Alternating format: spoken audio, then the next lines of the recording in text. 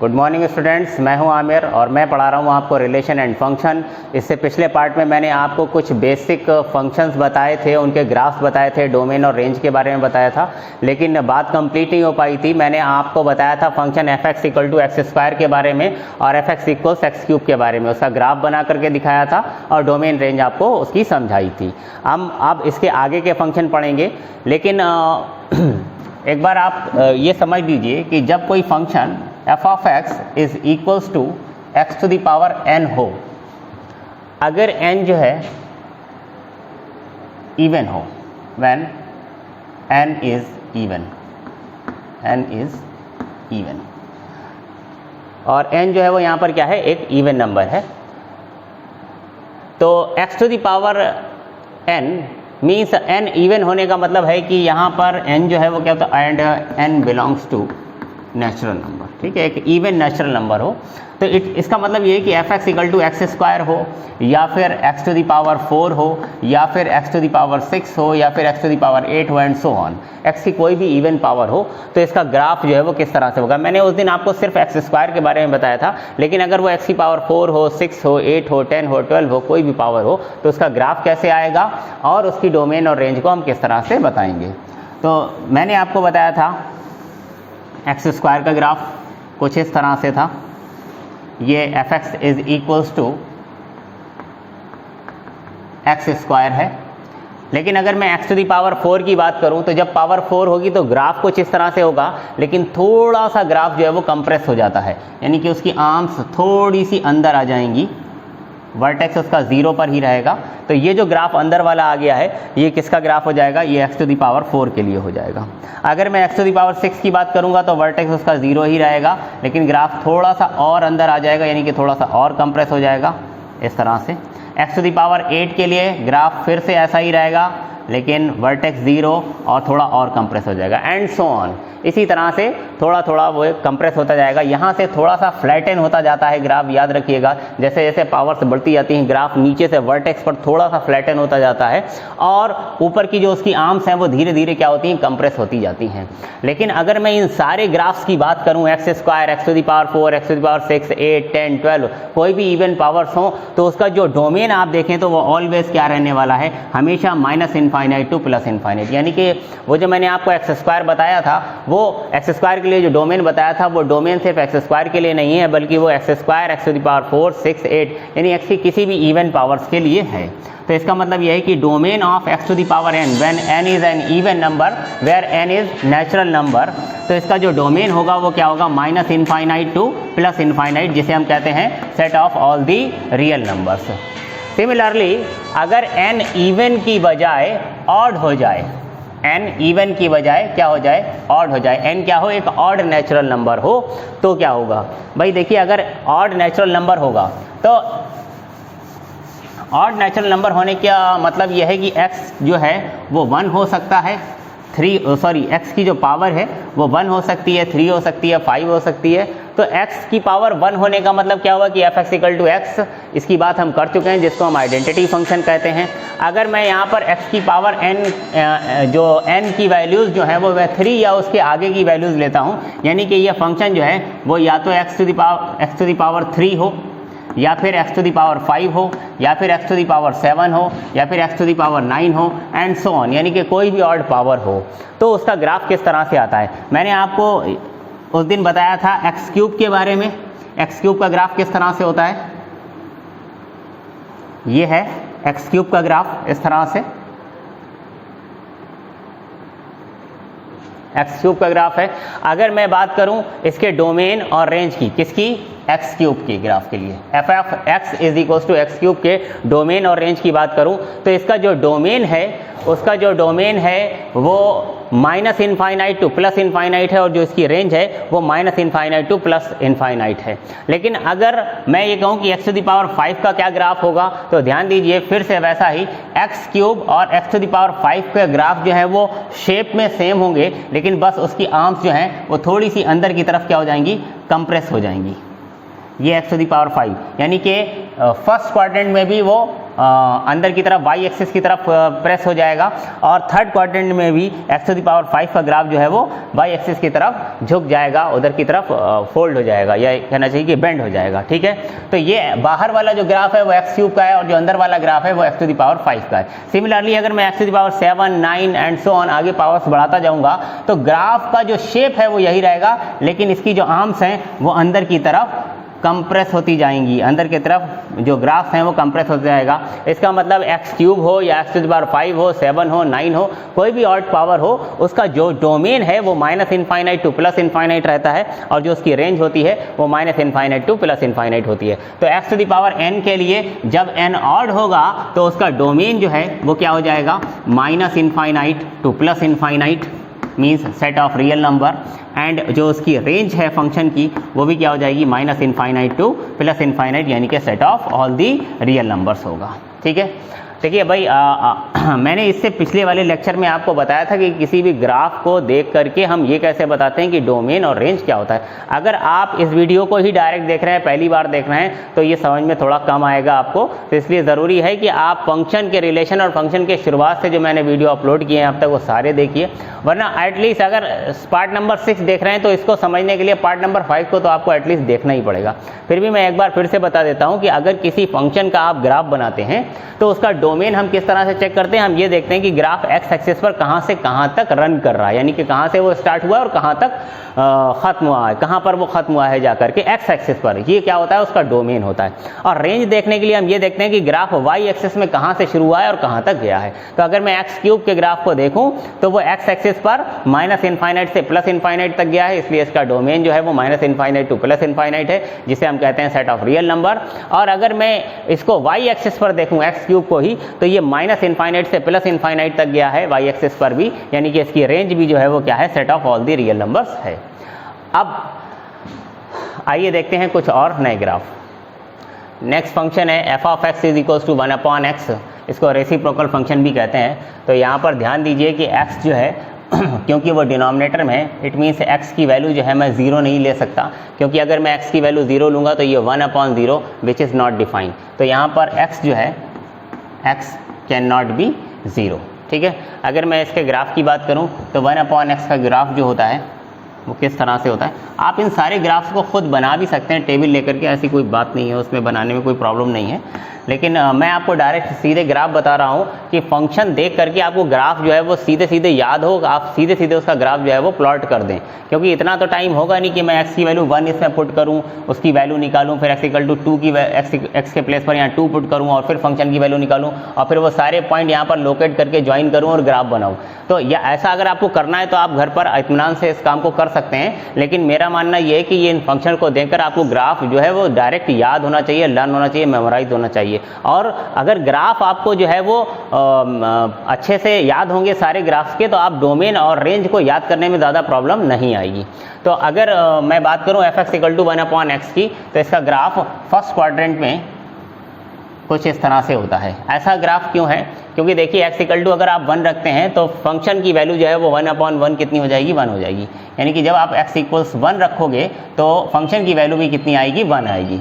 फिर जैसे जैसे आप x को बढ़ाएंगे, देखिए x को जैसे जैसे आप इंक्रीज करेंगे, ये वैल्यू जो फंक्शन की वैल्यू है वो क्या होगी, डिक्रीज होती जाएगी। जब आप x के प्लेस पर 2 लेंगे तो ये 1/2 हो जाएगा, जब x के प्लेस पर 3 लेंगे तो 1/3, 10 लेंगे तो 1/10। तो जैसे जैसे x इंक्रीज होगा फंक्शन की वैल्यू डिक्रीज होगी। और x किस तरफ को इंक्रीज होता है, इस तरफ को। जैसे जैसे हम राइट साइड में बढ़ेंगे x की वैल्यू इंक्रीज होगी, इसीलिए फंक्शन जो है वो क्या हो रहा है, धीरे धीरे नीचे आ रहा है, यानी कि डिक्रीज हो रहा है। और अगर x को मैं बहुत बड़ा नंबर ले लूँ, अगर x को मैं सपोज 1000 ले लूँ, तो ये क्या हो जाएगा, 1/1000 यानी कि 0.0001, यानी कि बहुत कम हो जाएगा। अगर मैं x को जो है वो और ज़्यादा इंक्रीज करूँगा तो ये और ज़्यादा छोटा होता जाएगा। अगर सोचिए x की वैल्यू मैं 1 लाख ले लूँ तो ये 1/1 लाख हो जाएगा, यानी कि ये नियर अबाउट 0 पहुँच जाएगा। तो जैसे जैसे x इनफाइनाइट की तरफ जाएगा फंक्शन की वैल्यू जो है वो अप्रॉक्सीमेटली क्या हो जाएगी, 0 हो जाएगी। और सोचिए अगर मैं x की वैल्यू छोटी लेना शुरू करूं, 1 से छोटी, अगर x के प्लेस पर मैं 1/2 पुट करूं तो 1/2 से 2 निकल कर कहाँ जाएगा, ऊपर जाएगा, तो फंक्शन क्या हो जाएगा, 2 हो जाएगा। तो जैसे जैसे आप x को छोटा करेंगे फंक्शन की वैल्यू बढ़ती जाएगी। x की वैल्यू मैं 1/10 ले लूँ तो 1/10 का 10 जो है वो न्यूमरेटर में जाएगा, 10/1 यानी फंक्शन की वैल्यू 10 हो जाएगी। और 1/1000 ले लूँ तो फंक्शन की वैल्यू क्या हो जाएगी, 1000 हो जाएगी। तो जैसे जैसे आप x को कम करेंगे फंक्शन की वैल्यू तेजी से ऊपर की तरफ रेस करेगी। तो अगर मैं सोच के देखिए, अगर मैं x को बहुत ही छोटा ले लूँ, 1/1 सपोज 10,000 या 1 लाख या 10 लाख कुछ ऐसा लूँ, तो फंक्शन की वैल्यू बहुत हाई हो जाएगी। यानी कि x जैसे जैसे 0 के क्लोज जाएगा फंक्शन जो है वो इनफाइनाइट के क्लोज जाएगा। तो देखिए अगर मैं इधर की तरफ बढ़ रहा हूँ x = 0 की तरफ, तो फंक्शन जो है वो किधर को जा रहा है, इनफाइनाइट को जा रहा है। लेकिन ये सिर्फ x = 0 से लेकर इनफाइनाइट तक की हमने बात करी है। 0 हालांकि मैं पहुंचा नहीं हूँ। देखिए ग्राफ x जो है वो जैसे जैसे 0 के क्लोज पहुंच रहा है, फंक्शन जो है वो किधर की तरफ जा रहा है, इनफाइनाइट की तरफ जा रहा है। और मैं यहाँ पर x = 0 ले नहीं सकता एग्जैक्टली, क्योंकि मैंने आपको पहले ही बताया था कि x = 0 लेने पर 1/0 मीन्स नॉट डिफाइन, ऐसा मैथमेटिकली ये जो है वो 1/0 जो है वो डिफाइन नहीं होता है।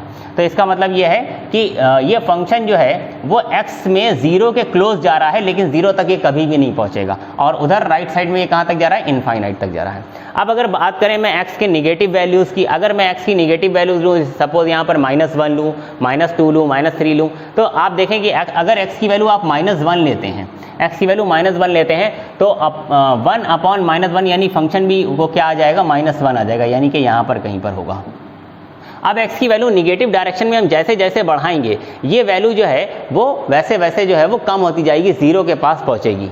निगेटिव डायरेक्शन में जैसे जैसे बढ़ाएंगे तो ये वैल्यू जो है वो 0 के पास जाएगी। लेकिन अगर मैं x की वैल्यूज़ को कम करना शुरू कर दूँ, बढ़ाना शुरू कर दूँ, यानी कि 0 की तरफ बढ़ेगा किधर, x इस डायरेक्शन में, राइट डायरेक्शन में बढ़ेगा।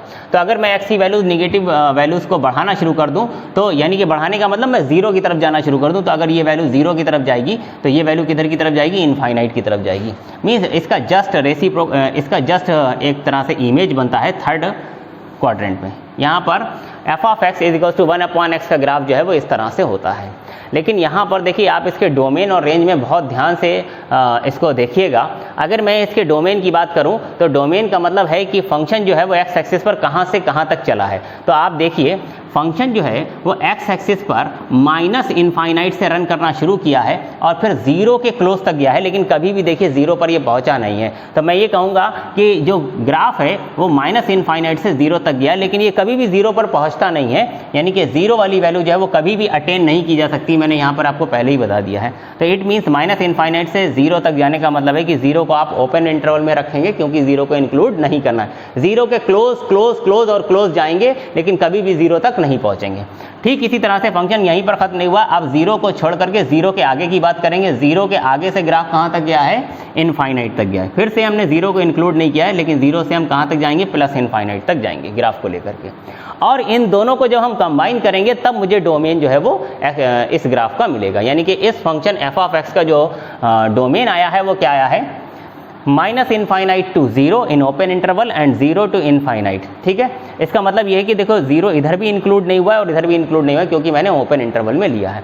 या मैं इस डोमेन को मैं इस तरह भी लिख सकता था कि domain of this function is -infinite to plus infinite.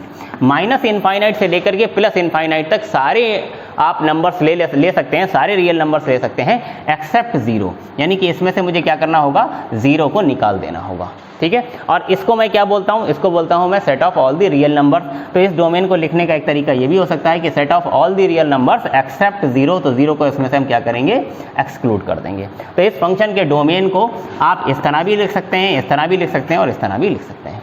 Same to same अगर मैं इसकी रेंज की बात करूँ तो रेंज में हम क्या देखते हैं कि y एक्सिस पर जो है ग्राफ कहाँ से कहाँ तक रन किया है। तो आप देखेंगे -इनफाइनाइट से फंक्शन कहाँ तक आया, 0 तक आया है। लेकिन फिर से ये कभी भी 0 पर पहुँच नहीं रहा है।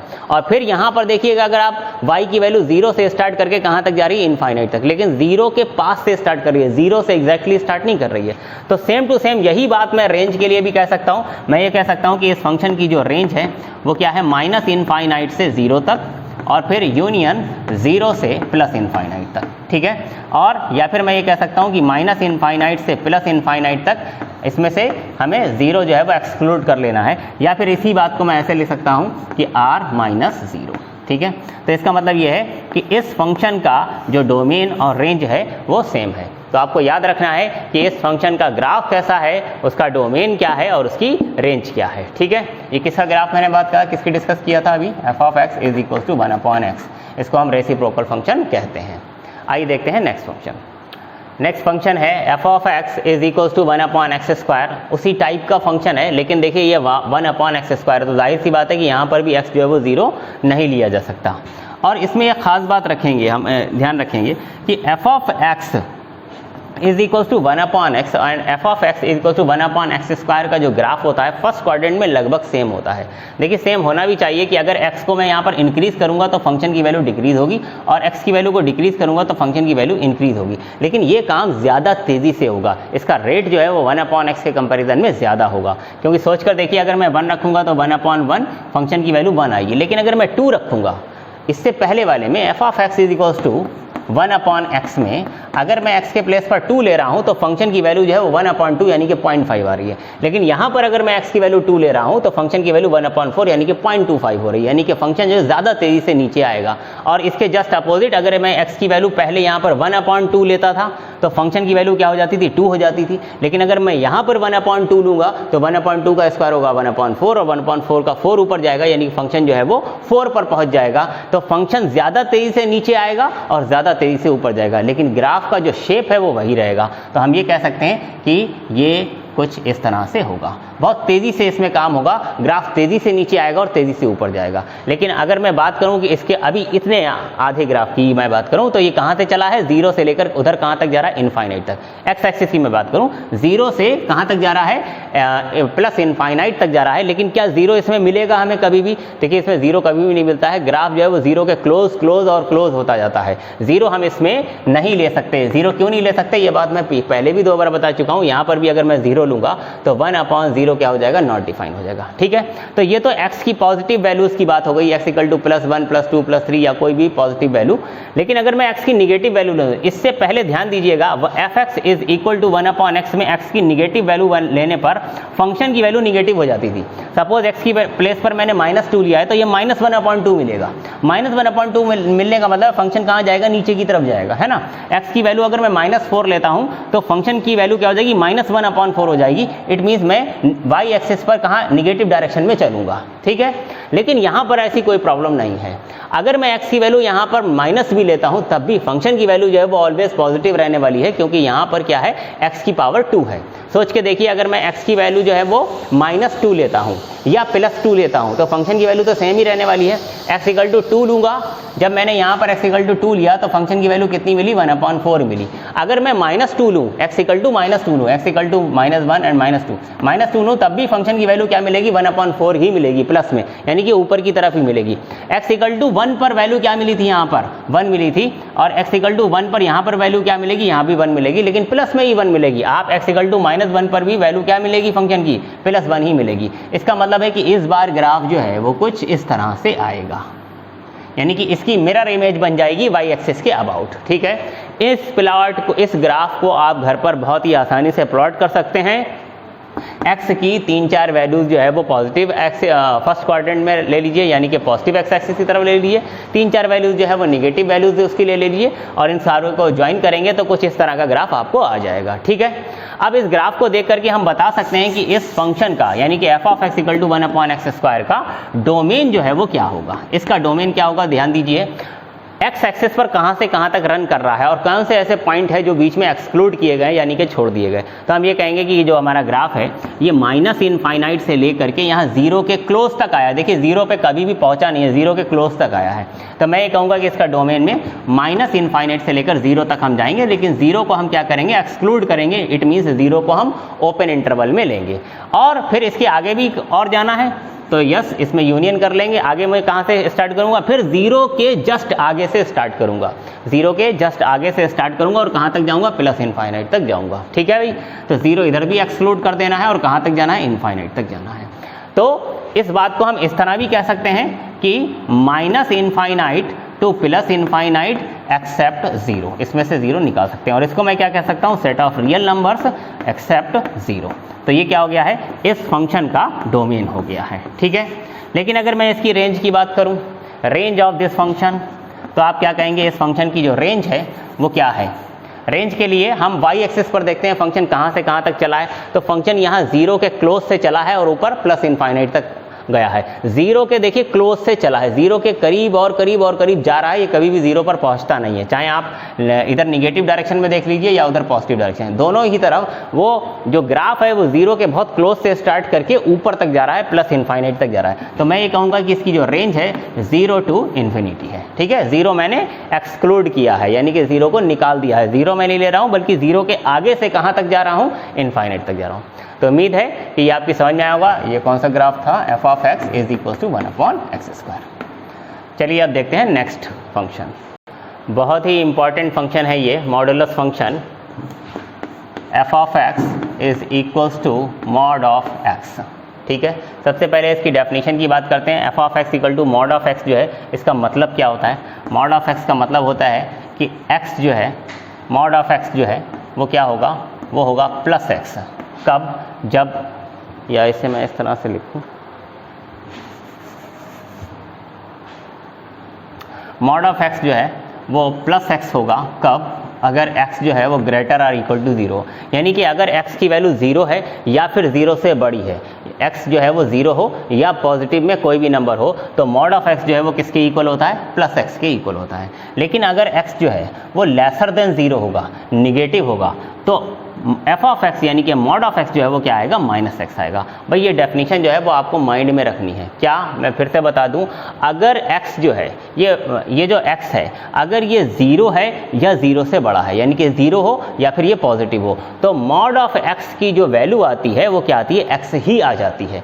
लेकिन अगर x जो है वो 0 से छोटा हो, यानी कि निगेटिव हो, तो मॉड ऑफ x की वैल्यू निकालने के लिए, मॉड ऑफ x की वैल्यू निकालने के लिए आपको क्या करना होगा, x को माइनस से मल्टीप्लाई करना होगा। ये बात हम बचपन से देखते हुए आ रहे हैं, शायद आपने इसको फील किया हो। देखिए, अगर मॉड ऑफ +5 की मैं बात करूं, मॉड ऑफ 5 की बात करूं, तो आप ये कहते हैं कि मॉड ऑफ 5 जो होता है वो क्या होता है, 5 होता है। लेकिन अगर मैं मॉड ऑफ -5 की बात करूं तो इसका भी मॉड क्या होता है, +5 ही होता है। ध्यान दीजिए, यहाँ पर जो x है, x कहाँ है, देखिए ये मॉड का सिंबल है और इसके अंदर जो नंबर लिखा हुआ है मैं उसको x बोल रहा हूँ, तो इट मीन्स यहाँ पर x जो है वो क्या है, 5 है। और ये 5 जो है ये 0 से बड़ा है कि छोटा है, तो आप कहेंगे कि भाई ये 0 से बड़ा है। अगर 0 से बड़ा है तो यही नंबर उठा करके आप आउटपुट में रख देंगे, आप कहेंगे कि भाई यही जो है वैल्यू है। देखिए, जब x जो है वो 0 की इक्वल या उससे बड़ा होता है तो यही नंबर आउटपुट में आता है। लेकिन अगर ये जो x लिखा हुआ है ये निगेटिव है, यानी कि 0 से छोटा है, तो आप क्या करेंगे, इस x को माइनस से मल्टीप्लाई करके इसकी आउटपुट देंगे। तो अगर मैं यहाँ पर देखूं तो यहाँ पर x जो है वो मेरा क्या है, -5 है। -5 होने का मतलब ये 0 से छोटा है, तो आप इसकी आउटपुट को क्या करेंगे, माइनस से मल्टीप्लाई करेंगे। -x लिखना है ना आपको, -x लिखना है, तो ये रहा माइनस और x आपका क्या है, -5, ठीक है। -5 यानी कि ये क्या हो जाएगा, +5। आई बात समझ में। तो ये इसकी डेफिनेशन है। आपको याद रखना है कि f of x equal to mod of x किस तरह से डिफाइन किया जाता है। Mod of x is x when x is greater or equal to 0, otherwise -x means -x when x is lesser than 0। आइए देखते हैं इसका ग्राफ किस तरह का होता है। तो बहुत ही सिंपल ग्राफ है ये। इसमें इसके ग्राफ के लिए देखिए, ये कोई नया ग्राफ नहीं है। अगर मैं ये कहूँ कि x is greater or equal to 0, तो आप कहोगे x इक्वल टू 0 कहाँ पर होता है, यहाँ पर, और x इज ग्रेटर देन 0 कहाँ होगा, इस तरफ को। तो 0 से लेकर के इस तरफ के लिए ग्राफ जो है, फंक्शन जो है वो किसके इक्वल है, x के इक्वल है। फंक्शन f ऑफ x किसके इक्वल है, x के इक्वल है। और f of x equal to x का ग्राफ कैसा होता है, मैंने आपको सबसे पहले बताया था, जिसका नाम था आइडेंटिटी फंक्शन। तो मैंने जब आइडेंटिटी फंक्शन बनाया था तो मैंने कहा था कि वो एक स्ट्रेट लाइन आती है इस तरह से, जो कि ओरिजिन से पास होती है और फर्स्ट क्वाड्रेंट को बीच में बाइसेक्ट कर देती है। 45 डिग्री यहाँ होता है, 45 डिग्री यहाँ होता है, और इसी तरह से ये थर्ड क्वाड्रेंट में भी जाती है। लेकिन मैं बात कर रहा हूँ f of x equal to x की, कब, जब x 0 हो या उससे बड़ा हो। तो x इक्वल टू 0 यहाँ है और 0 से बड़ा x कब होता है, राइट डायरेक्शन में। तो यहाँ से लेकर यहाँ तक ही मैं ग्राफ लूँगा, और ये किसके लिए ग्राफ है, f of x equal to x के लिए है ग्राफ, ठीक। अब उसके बाद क्या होता है, f ऑफ x जो है वो -x हो जाता है, कब, जब x लेसर देन 0 हो। यानी कि 0 को छोड़ करके इसके पीछे जब हम जाएंगे, x को जब हम निगेटिव डायरेक्शन में ले जाएंगे, तो फंक्शन f ऑफ x जो है वो क्या हो जाएगा, -x हो जाएगा। f ऑफ x क्या हो जाएगा, -x हो जाएगा। और -x करने का मतलब ये है कि हमें पता है y इक्वल टू -x का ग्राफ कैसा होता है, इस तरह से होता है। एक स्ट्रेट लाइन होती है जो कि सेकेंड और फोर्थ क्वाड्रेंट को जो है वो बाइसेक्ट करती है, ये फर्स्ट और थर्ड को बाइसेक्ट करती है, वो सेकेंड और फोर्थ को बाइसेक्ट करती है। कौन सी line? y equal to minus x, या ये कहें कि f of x equal to minus x, यानी कि f of x equal to minus x का ग्राफ जो है वो कुछ इस तरह से होगा। लेकिन ये कहाँ तक होगा? ये कहाँ तक होगा? ये हमें लेना है x इज लेसर देन 0 के लिए, सिर्फ x इज ग्रेटर देन 0 या इक्वल टू 0 के लिए नहीं। मैं कहाँ पर ले लूँगा ये graph? x is lesser than 0 के लिए, यानी कि इस डायरेक्शन में, ये सिर्फ 0 के पास तक जाएगा। ठीक है, तो इसका मतलब ये है कि ये वाली जो लाइन है, ये वाली जो इतनी आर्म है, ये किसके लिए ग्राफ है? ये ग्राफ है f of x is equal to minus x का। और ये वाली जो लाइन है ये किसके लिए है? ये f of x is equal to x के लिए है। तो अगर मैं दोनों की बात करूं, ये पूरा ग्राफ जो है वो किसके लिए है? मॉड ऑफ एक्स के लिए है। ये मॉड ऑफ एक्स, क्योंकि एफ ऑफ एक्स को ही मैं मॉड ऑफ एक्स कह रहा था, तो मॉड ऑफ एक्स जो होता है वो क्या होता है? प्लस एक्स होता है। कब? एक्स इक्वल टू 0 या 0 से ज़्यादा के लिए। और मॉड ऑफ एक्स जो होता है वो क्या होता है? माइनस एक्स होता है। कब? 0 से कम के लिए, यानी कि लेस देन 0 के लिए। अगर x की वैल्यू लेस देन 0 है तो मॉड ऑफ x क्या होता है? माइनस एक्स होता है, यानी कि ये ग्राफ होगा। और 0 के आगे के लिए when x is greater than 0 और equal to 0, mod of x क्या होगा? प्लस x होगा। तो ये आ गया ग्राफ किसका? मॉड ऑफ x का। मॉड ऑफ x का ग्राफ कैसा होता है? एक v बनती है जिसका वर्टेक्स जो होता है वो कहाँ पर होता है? ओरिजिन पर होता है, 0 0 पर होता है। अब इस ग्राफ को देख करके हम ये बता सकते हैं कि इसका डोमेन और रेंज क्या है। बहुत ही आसान है भाई, बताइए कि इसका डोमेन क्या होगा? इसका डोमेन इस फंक्शन का, तो मैं कहूँगा एक्स एक्सिस पर ये माइनस इनफाइनाइट से प्लस इनफाइनाइट। तो भाई ये लाइन इधर कहाँ तक जाएगी? माइनस इनफाइनाइट तक। इधर कहाँ तक जाएगी? प्लस इनफाइनाइट तक। तो जो इसका डोमेन है वो क्या होगा? Minus infinite to plus infinite, यानी कि set of all the real numbers. और बात करें इसकी रेंज की, तो साफ साफ दिखाई दे रहा है कि इसकी रेंज जो है वो कहाँ है। इसकी रेंज जो है वो कहाँ से कहाँ तक? आप देख रहे हैं कि x equal to y equal to 0 से स्टार्ट करके ये कहाँ तक जा रहा है ऊपर। ये ग्राफ ऐसे ऊपर कहाँ तक जाएगा y एक्सिस पर? तो ये जाएगा इनफाइनाइट तक। तो हम ये कहेंगे कि 0 से लेकर के इनफाइनाइट तक जाएगा। सवाल ये है कि क्या 0 इसमें लेना है या इसको एक्सक्लूड करना है। तो देखिए 0 तक ये जाता है। x इक्वल टू 0 पर क्या वैल्यू होती है? x इक्वल टू 0 पर फंक्शन की वैल्यू क्या होगी? x ही होगी, यानी कि यहाँ पर हम 0 ही रखेंगे तो वैल्यू मुझे क्या मिलेगी? 0 मिलेगी, यानी कि 0 यहाँ पर हमको मिलता है, इसलिए मैं 0 को क्या करूँगा? यहाँ पर इंक्लूड करूँगा। और इनफाइनाइट की तरफ मैंने आपको पहले ही बताया था, ऑलवेज एक्सक्लूड करते हैं। तो इस फंक्शन, इस मॉडुलस फंक्शन का जो डोमेन है वो क्या है? Minus infinite to plus infinite, और जो इसकी रेंज है वो क्या है? 0 टू इनफाइनाइट। ठीक है, आइए देखते हैं नेक्स्ट फंक्शन। नेक्स्ट है साइनम फंक्शन। ये बहुत ही इंटरेस्टिंग फंक्शन है। पहले हम इसकी डेफिनेशन समझ लेते हैं। Signum function f of x is,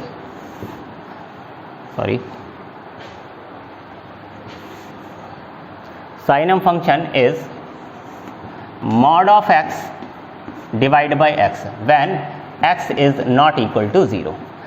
signum function जो होता है एफ ऑफ एक्स वो किसके इक्वल होता है? Mod of x divide by x. कब? When x is not equal to 0, and 0 होता है when x is equal to 0। यानी कि अगर x 0 है तो इस फंक्शन की वैल्यू क्या होती है? 0 होती है। लेकिन अगर x 0 नहीं है तो इस फंक्शन की वैल्यू क्या होती है? Mod of x divide by x. इसका क्या मतलब हुआ? इसका मतलब ये है कि भाई अगर, देखिए इसे हम थोड़ा सा और ब्रेक कर रहे हैं, अगर x 0 नहीं है, अगर x 0 नहीं है तो फिर दो कंडीशन हो सकती हैं कि या तो भाई x ग्रेटर देन 0 होगा और या फिर x लेसर देन 0 होगा। तो अगर देखिए x इज ग्रेटर देन 0 हुआ, x इज ग्रेटर देन 0 हुआ, तो x इज ग्रेटर देन 0 के केस में मॉड ऑफ x जो होता है वो क्या होता है? अभी इससे पहले आपको मॉडुलस फंक्शन बताया गया, उसमें बताया गया था कि मॉड ऑफ x जो है वो ग्रेटर और इक्वल टू 0 के लिए x के इक्वल होता है। मॉड ऑफ x किसके इक्वल होता है? मॉड ऑफ x कब होता है? जब x ग्रेटर हो और इक्वल टू 0 हो, या तो 0 हो या फिर 0 से बड़ा हो। तो मेरा x जो है वो क्या है? 0 से बड़ा है। इसका मतलब ये कि जो मॉड ऑफ x है वो क्या हो जाएगा? x हो जाएगा, और डिवाइड बाई क्या है? x, and x divide by x का मतलब क्या हुआ? 1। ठीक है भाई। और अगर x लेसर देन 0 हुआ, भाई यहाँ पर दो कंडीशन है ना, अगर x 0 के इक्वल नहीं है तो फिर दो कंडीशन हो सकती है कि या तो x 0 से बड़ा होगा और या फिर क्या होगा? छोटा होगा। तो अगर x इज ग्रेटर देन 0 है तो फिर मॉड ऑफ x जो है वो क्या हो जाएगा? x हो जाएगा, and x divide by x क्या आ जाएगा? 1 आ जाएगा। बट अगर जो x जो है वो लेसर देन 0 है, अगर x लेसर देन 0 होता है, x अगर लेसर देन 0 होता है तो मॉड ऑफ x की वैल्यू क्या होती है? मॉड ऑफ x जो होता है वो माइनस x होता है। ऐसे केस में मैं क्या कहूँगा कि मॉड ऑफ x अगर माइनस x हो गया है तो ये हो जाएगा minus x divide by x। इसका मतलब ये इसकी वैल्यू आ जाएगी -1। और अगर x 0 है तो फिर तो फंक्शन की वैल्यू 0 है ही, x इक्वल टू 0 पर फंक्शन की वैल्यू क्या है, 0 है। तो इसका मतलब ये है कि मैं ये कह सकता हूँ कि जो साइनम फंक्शन होता है, साइनम फंक्शन, उसकी 3 ही वैल्यूज़ होती हैं, एक +1, एक -1 और एक 0। +1 कब होती है, जब x इज़ ग्रेटर देन 0 हो। साइनम फंक्शन जो होता है वो 1 होता है कब, when x is greater than 0। और -1 होता है कब, जब x इज़ लेसर देन 0। और 0 होता है व्हेन x इज़ 0। अगर x 0 है तो फंक्शन की वैल्यू 0 है, अगर x ग्रेटर देन 0 है तो फंक्शन की वैल्यू 1 है, अगर x इज लेसर देन 0 है तो फंक्शन की वैल्यू -1 है। ठीक है, इसका मतलब ये एक तरह से x इज ग्रेटर देन 0 के लिए भी ये कांस्टेंट है, x इज लेसर देन 0 के लिए भी ये कांस्टेंट है, और x इक्वल टू 0 के लिए तो कांस्टेंट है ही 0। ठीक है, लेकिन ये 3 हिस्सों में बटा हुआ है। अब देखते हैं कि इसका ग्राफ जो है वो कैसे बनता है। बहुत ही सिंपल सा है। इसके ग्राफ में अगर हम देखें तो फंक्शन जो है हमारा, मैं इसको देख करके ग्राफ बना रहा हूँ। ठीक है, तो आप ये देखिए कि जब x की वैल्यू 0 थी तो फंक्शन कहाँ था, 0 पर था। ये रहा x इक्वल टू 0 और फंक्शन की वैल्यू भी यहीं पर है। यहाँ पर x भी 0 और फंक्शन की वैल्यू भी 0 है। तो एक तो ये डॉट आ गया मेरे पास। उसके बाद अगर मैं देखूं x को मैं ग्रेटर देन 0 लूं तो 0 के आगे जब मैं चलूंगा, ग्रेटर देन 0 किधर होगा, x ग्रेटर देन 0 किधर होगा, राइट साइड में। तो अगर मैं x को राइट साइड में बढ़ाऊंगा तो फंक्शन जो है वो कितना रहेगा, फंक्शन 1 रहेगा, ना 1 से कम ना 1 से ज़्यादा, वो 1 ही रहेगा। सपोज ये है 1, सपोज ये क्या है, 1 है। ठीक है, तो फंक्शन यहाँ से आगे कैसे जाएगा, इस तरह से 1 ही रहेगा हमेशा। और यहाँ पर क्या रहेगा, एक होल बना दूंगा मैं, क्योंकि x इक्वल टू 0 पर फंक्शन की वैल्यू 0 है, 1 नहीं है। 0 के आगे से फंक्शन की वैल्यू क्या है, 1 है। यहाँ पर मैंने क्या बनाया, होल बनाया है। ठीक है, x इक्वल टू 1 पर फंक्शन की वैल्यू 1 है, x इक्वल टू 2 पर फंक्शन की वैल्यू 1 है, x इक्वल टू 100 पर भी फंक्शन की वैल्यू 1 है, x इक्वल टू 1000 पर भी फंक्शन की वैल्यू क्या है, 1 है। आप आगे कहीं तक जाएं फंक्शन की वैल्यू क्या रहनी है, 1 ही रहनी है। ठीक है, इसी तरह से अगर x इज लेसर देन 0 रहेगा, लेसर देन 0 होने का मतलब है कि x को मैं निगेटिव डायरेक्शन में बढ़ाऊं, -1, -2, -100, -200, तो उस तरफ को मैं निगेटिव डायरेक्शन में जाऊंगा तो फंक्शन की वैल्यू क्या रहने वाली है, -1। अगर +1 इधर की तरफ है तो -1 कहाँ होगा, नीचे कहीं पर होगा। और यहाँ पर सपोज ये है -1, यहाँ पर मैं क्या करूँगा, होल करूँगा, क्योंकि यहाँ पर 0 है और x इक्वल टू 0 पर फंक्शन की वैल्यू 0 है। लेकिन 0 के पीछे फंक्शन की वैल्यू क्या है, -1 है ऑलवेज। कहाँ तक, ∞ तक। ठीक है, तो ये है साइनम फंक्शन का ग्राफ। इसको देख करके हम इसका डोमेन और रेंज बता सकते हैं। डोमेन तो बहुत ही सिंपल है भाई, -∞ से 0 के पास तक आए, फिर 0 पर फंक्शन 0 है, और 0 के आगे से लेकर हम कहाँ तक ले गए, x को इनफाइनाइट तक ले गए। तो डोमेन तो सीधी सीधी बात है कि -∞ से +∞ है, यानी कि सेट ऑफ रियल नंबर है। लेकिन रेंज पर बहुत ध्यान दीजिएगा, इस फंक्शन का जो रेंज है वो क्या है। तो देखिए, इसमें रेंज को देखने के लिए हम क्या चेक करते हैं, y एक्सिस में फंक्शन कहाँ से कहाँ तक चला है। तो y एक्सिस पर फंक्शन आप देखिए अब -1 पर है, 0 पर है और 1 पर है। इसके अलावा और कोई वैल्यू नहीं मिल रही। आप ये नहीं कह सकते कि -1 से लेकर +1 तक है। बच्चों को अक्सर ये लगता है कि साइनम फंक्शन की रेंज -1 से +1 तक है। -1 से +1 तक फंक्शन कभी भी नहीं गया। आप देखिए कि फंक्शन की वैल्यू कभी भी 0.8 नहीं हुई, कभी भी 0.5 नहीं हुई, फंक्शन की वैल्यू कभी भी -0.5 नहीं हुई है। ठीक है, फंक्शन की सिर्फ 3 ही वैल्यूज आई, एक बार -1, एक बार 0 और एक बार +1, जो कि मैंने यहाँ पर लिखा है। x की वैल्यू कुछ भी हो, आउटपुट सिर्फ यही 3 नंबर रहने वाले हैं। इसका मतलब यह है कि इस फंक्शन की जो रेंज है वो क्या है, -1, 0 एंड +1। ये सेट है जिसमें सिर्फ 3 एलिमेंट है, -1, 0 एंड 1। आइए देखते हैं एक और फंक्शन। ये जो नेक्स्ट फंक्शन है, ग्रेटेस्ट इंटीजर फंक्शन, बहुत ही इंटरेस्टिंग फंक्शन है ये। और इसको हम बोलते हैं, ये जो मैंने सिंबल यहाँ पर बना रखा है इसको बोलते हैं बॉक्स ऑफ एक्स। इसको क्या पढ़ेंगे, बॉक्स ऑफ एक्स। इसको कहते क्या है, इसका नाम क्या है, ग्रेटेस्ट इंटीजर फंक्शन। तो पहले समझ लेते हैं कि इस बॉक्स ऑफ एक्स का मतलब क्या है। देखिए, कोई भी अगर इस बॉक्स के अंदर मैं कोई नंबर लिखता हूँ, सपोज मैंने लिखा 1.2, तो जो नंबर आप इस बॉक्स में इनपुट करते हैं, ये बॉक्स क्या करता है, उसमें अवेलेबल मैक्सिमम इंटीजर को बताता है, उसमें अवेलेबल मैक्सिमम इंटीजर को बताता है। अगर मैंने इसमें 1.2 इंटर किया है तो इट मीन्स यहाँ पर जो अवेलेबल मैक्सिमम इंटीजर वैल्यू है वो क्या है, 1 है। ठीक है, अगर मैं यहाँ पर सपोज 7.3 इनपुट करूँगा तो जो इसमें मैक्सिमम अवेलेबल इंटीजर है वो क्या है, 7 है। ठीक। अगर ये मैक्सिमम अवेलेबल इंटीजर है, इसको समझने के लिए आप अच्छा ये रहेगा कि आप एक नंबर लाइन बना लीजिए। ये 0 है, ये 1 है, ये 2 है, सो ऑन। सपोज यहाँ पर ये 7 है, यहाँ पर 8 है, इस तरह से। तो 7.3 जो है वो कहाँ पर आया होगा? 7.3 तो 7 के आगे यहाँ कहीं पर आया होगा, ठीक है। अगर मैं यहाँ तक पहुँचा हूँ तो मेरे पास अवेलेबल इंटीजर, जो मैक्सिमम अवेलेबल इंटीजर है वो कौन सा है? 7 है। क्योंकि देखिए नंबर लाइन पर हम लेफ़्ट टू राइट चलते हैं, क्योंकि जब हम राइट की तरफ बढ़ते हैं तो बड़े की तरफ जाते हैं। भाई 0 जो है वो छोटा है, 0 से बड़ा 1 है, 1 से बड़ा 2 है, तो मैं इधर से चलना शुरू करूंगा और आगे की तरफ जाऊंगा। तो अगर मैं यहाँ से चल रहा हूँ और मैं कहाँ तक पहुँचा हूँ? 7.3 तक पहुँचा हूँ। इट मीन्स मैं मैक्सिमम जो इंटीजर जो मैंने अभी अभी क्रॉस किया है वो क्या है? 7 है। मैं 8 तक नहीं पहुँच पाया हूँ अभी, ठीक है। इसी तरह से अगर मैं ये कहूँ कि -1.3, तो -1.3, देखिए ये 0 है, ये क्या है? -1 है, ये क्या है? -2 है, इधर ये -3 है, ये -4 है, एंड सो ऑन। माइनस के इंटीजर इधर होंगे। तो अगर मैं -1.3 पर हूँ, -1.3, देखिए ये है माइनस का 1 और 1.3 किधर होगा? इधर की तरफ होगा, है ना। 1.3 तो 2 की तरफ होगा, तो यहाँ पर कहीं पर ये है सपोज माइनस का 1.3। तो अगर मैं यहाँ पर खड़ा हूँ तो मेरे पास जो मैक्सिमम अवेलेबल इंटीजर है वो -1 है कि -2 है? देखिए हम छोटे से बड़े की तरफ जाते हैं, यानी कि मैं इधर से चलकर आया हूँ और कहाँ पर पहुँचा हूँ? माइनस के 1.3 पर पहुँचा हूँ। तो अगर मैं माइनस के 1.3 पर पहुँचा हूँ तो मैं अभी -1 पर नहीं पहुँचा हूँ, -1 तो और आगे है। तो मेरे पास जो मैक्सिमम अवेलेबल इंटीजर होगा वो क्या होगा? -2 होगा। यहाँ पर इसमें मैक्सिमम अवेलेबल इंटीजर जो है वो क्या है? -2 है, ठीक है। एक बार फिर मैं बता दूं, माइनस का सपोज मैंने क्या लिया है? 3.5।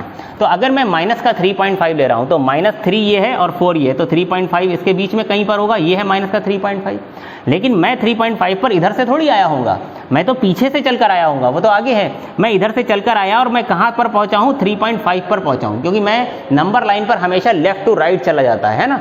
तो अगर मैं इधर से चलकर आ रहा हूँ और मैं यहाँ पर पहुंचा हूँ 3.5 पर, तो मेरे पास मैक्सिमम अवेलेबल इंटीजर जो है वो क्या है? -4 है, ठीक है। तो यहाँ पर मैक्सिमम अवेलेबल इंटीजर जो है वो -4 है। मेमोराइज करने के लिए सबसे आसान तरीका ये है कि अगर नंबर प्लस में है तो वो तो दिखाई दे जाता है। 1.2 में अवेलेबल इंटीजर 1 है, 7.3 में अवेलेबल इंटीजर 7 है, 0.9 में अवेलेबल इंटीजर जो है वो क्या है?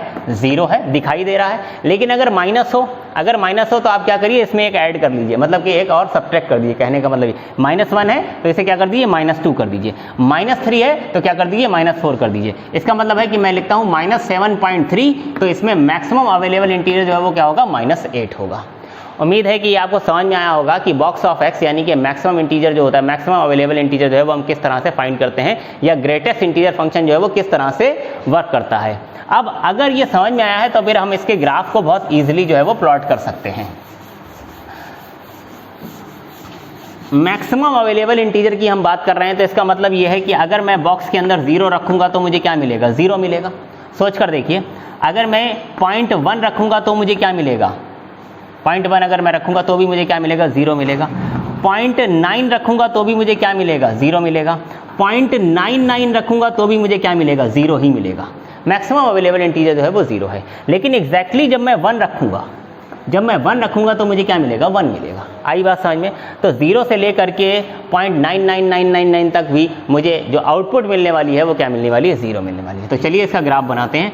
ये x इक्वल टू यहाँ पर क्या है? 0 है। तो 0 पर अगर मैं 0 इस फंक्शन में इनपुट करूँगा, x के प्लेस में रखूँगा 0, तो मुझे आउटपुट जो मिलने वाली है वो क्या मिलने वाली? 0। 0 को फिर मैं x को क्या करूँगा? धीरे धीरे बढ़ाऊँगा, 0.1, 0.2, 0.3, 0.4, लेकिन इन सब की आउटपुट जो है वो मुझे क्या मिलने वाली है? 0 ही मिलने वाली है। फंक्शन की वैल्यू नहीं बदल रही, फंक्शन की वैल्यू 0 ही रहेगी।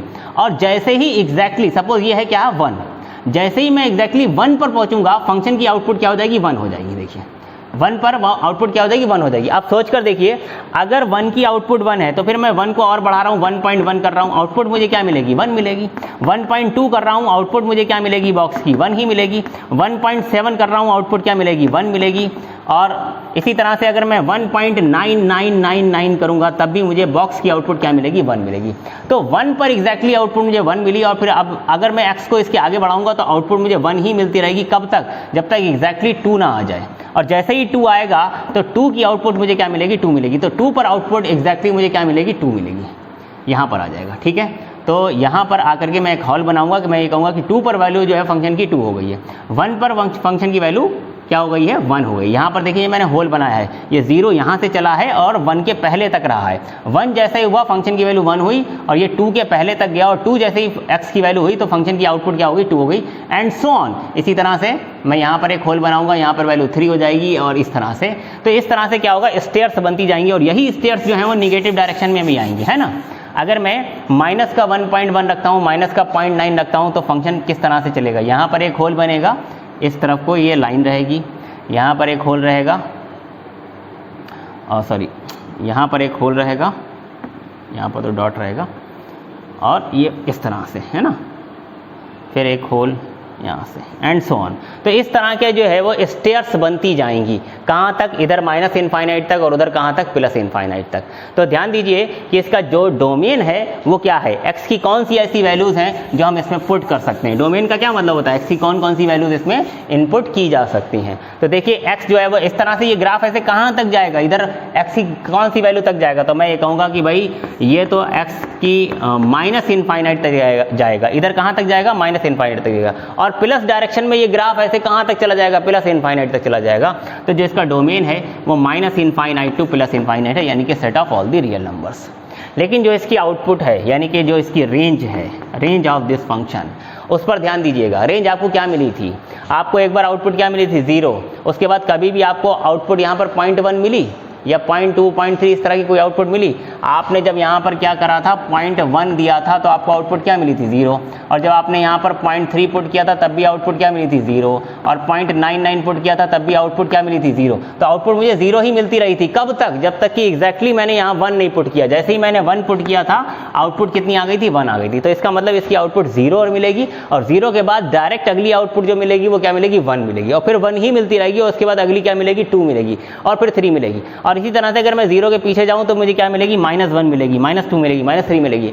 यानी कि यहाँ पर आउटपुट में सिर्फ इंटीजर्स मिलने वाले हैं। 0 मिलेगा, 0 के बाद 1 मिलेगा, 1 के बाद 2 मिलेगा, इसी तरह से 0 से पहले -1, -2, -3 कहाँ तक, माइनस इनफाइनाइट तक। तो इट मीन्स कुल मिला के मैं ये कह सकता हूँ कि जो इसकी आउटपुट है, यानी कि जो इसकी रेंज है, उसमें मुझे सिर्फ इंटीजर्स मिलेंगे, यानी कि 0 मिलेगा, 1 मिलेगा, 2 मिलेगा, 3 मिलेगा, सो ऑन, कहाँ तक, इनफाइनाइट तक। और इधर -1, -2 and so on, minus infinite तक ये मिलेगा। तो इसको मैं क्या बोल सकता हूँ, मैं कह सकता हूँ कि this is a set of integers, और सेट ऑफ इंटीजर्स को रिप्रेजेंट किया जाता है किससे, z से, ठीक है। तो मैं ये कह सकता हूँ कि जो इसकी जो रेंज है इस फंक्शन की वो क्या है, सेट ऑफ इंटीजर है, ठीक है।